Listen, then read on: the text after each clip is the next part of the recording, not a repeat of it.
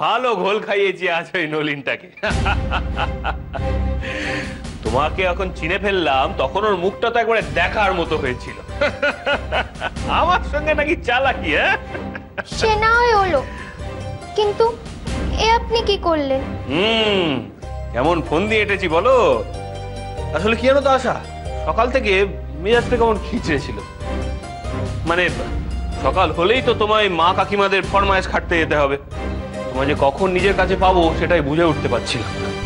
আর তার উপরে তো এখানে বিশ্ব শুদ্ধ গুরুজন, তাদের সামনে নিজের বউয়ের সঙ্গে কথা কওয়া যাবে না, নিজের বউয়ের দিকে তাকানো যাবে না, এমনকি নিজের বউকে ছোঁয়াও যাবে না। যদি ছুঁয়ে ফেলেছো তাহলে তো এমন করবে যেন মহাভারত অশুদ্ধ, যত সব বাজে নিয়ম।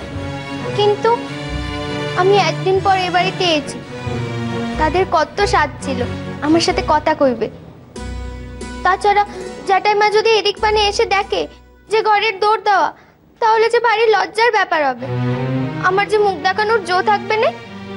আশা, তুমি ওসব নিয়ে একদম চিন্তা করো না। জ্যাঠাই মা যাতে এদিকে না আসে সেই দায়িত্ব কিন্তু নলিন ভাই। হাত বাড়িয়ে যখন পরীক্ষা নিতে এসেছিল তখন কথা মনে ছিল না? হ্যাঁ, মহেন্দ্র মুখুজ্জের সঙ্গে বাজি লড়বে। না না, এ আপনি মোটেও ঠিক করেননি। ওদের কাছে না গেলে যে ওরা বড্ড দুঃখ পাবে। শুধু কি তাই, দুপুরবেলা অমন ঘরে দৌড়তে রাখলে যে এ নিয়ে বড় হাসি ঠাট্টা হবে। তাছাড়া আজ বাদে কাল আমরা এ বাড়ি থেকে চলে যাব, আবার কবে আসব তার কি কোনো ঠিক আছে? এটুকু সময় আমি তাদের কাছে থাকলে কি হয়? আশা, এতগুলো দিন, এতগুলো মাস, এতগুলো বছর তো তুমি ওদের সঙ্গেই ছিলে, কিন্তু এখন যে তুমি আমার এবং কেবলমাত্র আমার, আর আমি তো তোমায় কারোর সঙ্গে ভাগ করে নেব না। তুমি তো ভালো করেই জানো আমার জিনিস আমি কারোর সঙ্গে ভাগ করি না। আপনি তো বুঝতেই পারছেন না, আমি তো আপনারই, কিন্তু ওদেরকেও যে আমি বড্ড ভালোবাসি। ওরা দুঃখ পেলে যে আমারও খুব কষ্ট হয়। ঠিকই তো, তুমি ওদের যখন ভালোবাসো ওরা দুঃখ পেলে তো তোমার কষ্ট হবে। বেশ বেশ, তাহলে এখানে দাঁড়িয়ে আছো কেন?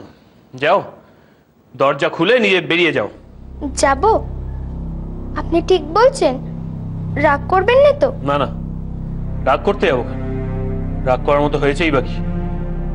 তুমি যাও, সবাই তোমার জন্য অপেক্ষা করছে।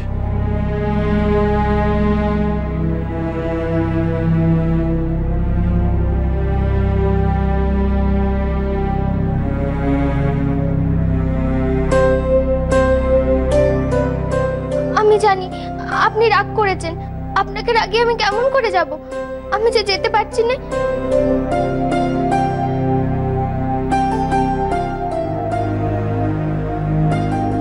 তাহলে কাছে এসো।